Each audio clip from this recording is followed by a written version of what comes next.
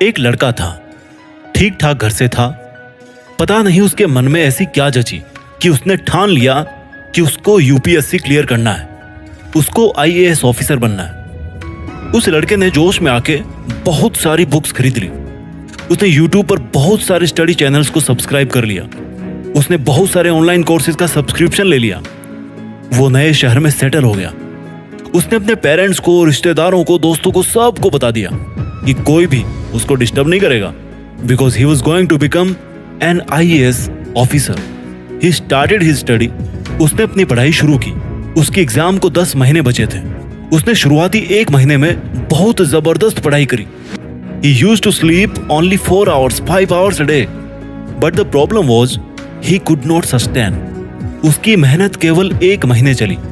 His motivation expired. वो तंग आ चुका था पढ़ाई से। वो पढ़ाई से इतना चिढ़ने लगा कि वो वापस धीरे धीरे अपने उसी पुराने बोरिंग शेड्यूल में आ गया। And he could not clear the exam. ऐसा हमारे देश में बहुत सारे स्टूडेंट्स के साथ में होता है। देखो, जिंदगी में सक्सेस पाने के लिए मोटिवेशन केवल 1% काम आता है।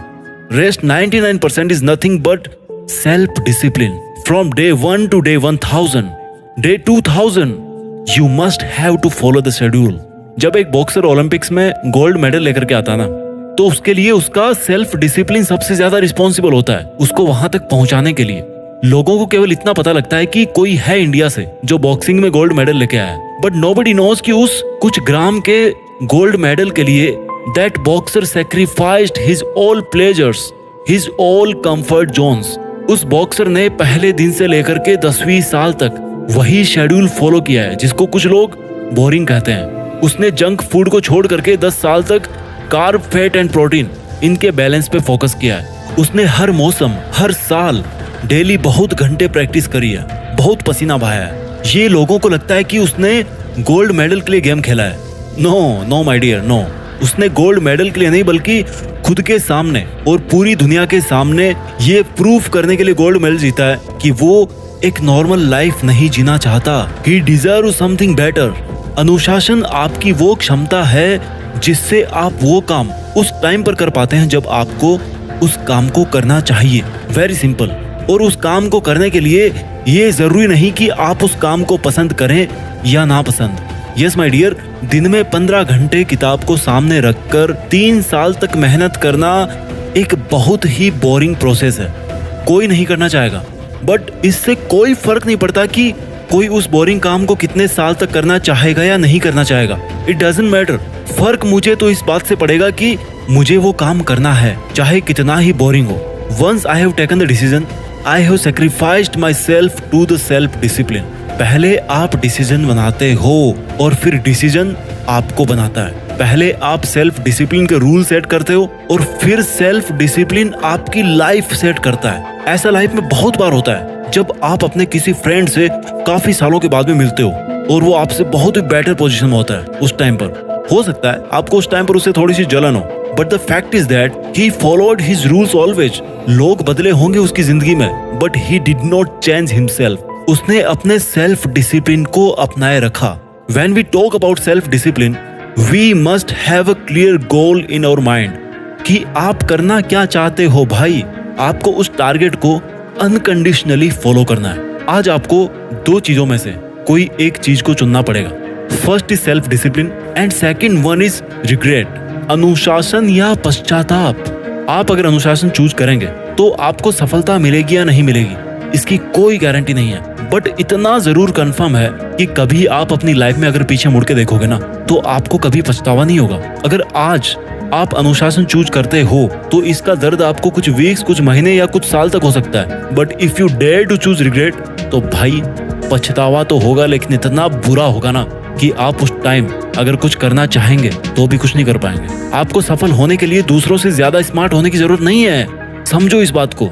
आपको सक्सेसफुल होने के लिए दूसरों से ज्यादा सेल्फ डिसिप्लिन्ड होने की जरूरत है। जब कोई आर्मी में भर्ती होता है ना, तो उसको सबसे पहला अगर कोई पार्ट पढ़ाया जाता है तो वो है सेल्फ डिसिप्लिन का। Discipline to perform his duty at any place, at any situation, at any cost. तब जाकर वी विन अ वॉर। और जो हमारी ये लाइफ है ना, this is also not less than a war. इसमें गोलियां नहीं चलती, खून खराबा नहीं होता, but a war is a war. और जिंदगी के इस युद्ध का असली विजेता बनने के लिए अगर आपको सबसे पहले कुछ सीखना है, that is only self discipline.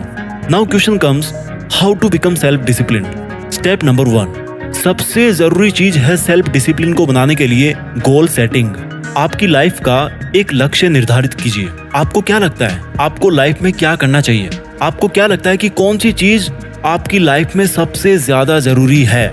Is it your self respect? Is it money? Is it a job? और इज इट अ रिलेशनशिप? कोई भी आपका लक्ष्य हो, it doesn't matter. Step number 2, मुझे ये काम करना चाहिए। इस वाक्य से निकल के आप इस लाइन पे आइए कि मैं ये काम कर रहा हूं। द मोमेंट यू रियलाइज कि आपको ये काम करना चाहिए, you must not wait for anything.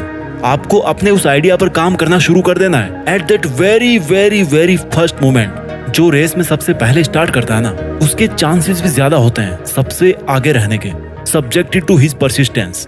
यानी कि लगातार काम करने की जो आदत होती है ना, वही रेस में सबसे ज्यादा आगे आपको लेकर के जाती है। Step number 3, create a deadline. जब कोई रेस शुरू होती है तो जो दौड़ने वाला होता है उसके सामने एक टारगेट होता है कि वो रेस 100 मीटर की है या 10 किलोमीटर की है। उस रनर की तैयारी और माइंडसेट भी उसी तरह से होता कि वो अपने आप को मेंटली तैयार कर सके। मैंने बहुत पहले एक वीडियो में कहा था कि किसी भी काम को करने के लिए आपको उस काम को सबसे पहले अपने विचारों में करना होता है। सबसे बड़ा काम होता है किसी भी काम को करने का पहले खुद को ये समझाना कि मुझे ये काम करना चाहिए, मैं ये काम कर सकता हूँ या मैं इसी काम को करने के लिए बना हूँ। You have to win your self, so you must set a deadline कि मुझे ये काम करना है और कितने समय में करना है। हो सकता है आपका लॉन्ग विजन हो 10 साल का, हो सकता है आप वहां पर 5 साल में पहुंच जाओ, बहुत अच्छी मेहनत थी आपकी, या हो सकता है आप 20 साल में भी ना पहुंचो, बट रफली you must set a target कि यार ये काम मुझे 10 साल में करना है। स्टेप नंबर 4, जब आपने एक बार बहुत बड़ा टारगेट सेट कर लिया तो अब आपको बार बार ये सोचने की जरूरत नहीं है कि आपको इतना बड़ा काम करना, आपको इतना बड़ा काम करना, आप कैसे करोगे।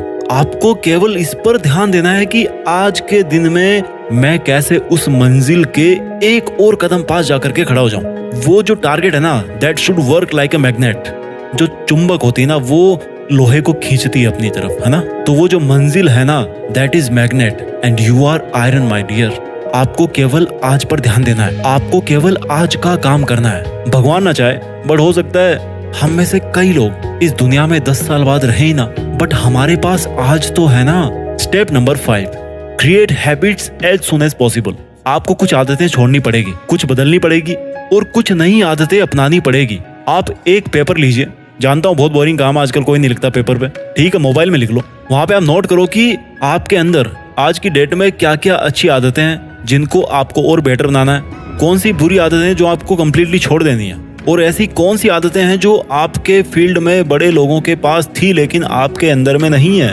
बिकॉज आपको अगर उस लेवल तक जाना है तो आपको अपनी आदतों में भी बदलाव लाना पड़ेगा। टिप्स नंबर 6, सबसे important, be responsible, be honest. आप चाहे दुनिया के सामने कैसे भी रहो, कैसे भी बनो, आप दुनिया को उल्लू बना सकते हो। You can cheat the world but you must not cheat yourself, because I'm once again saying that in this 800 crore people's world, you are just one who will be with you till your last breath. आप एकमात्र वो प्राणी है इस 800 करोड़ की दुनिया में जो आपके साथ में आखिरी सांस तक रहेंगे। तो क्यों खुद को उल्लू बना रहे हो भाई? स्वीकार कीजिए खुद के अंदर कोई कमी है तो मिलके बदलाव करेंगे ना यार, उसमें क्या दिक्कत है? चेंज लाने के लिए तो बैठे हैं यहाँ। Be honest and responsible, be self disciplined. आइए अपनी लाइफ में कुछ ऐसा करें जो किसी ने ना किया हो, जिसके लिए केवल आप बने हो और जो आपसे बेहतर और कोई नहीं कर सकता। अपना ख्याल रखिए और आगे बढ़ते रहिए। देश में खुद के साथ साथ दुनिया में भी हिंदुस्तान का नाम रोशन कीजिए। जय हिंद, वंदे मातरम।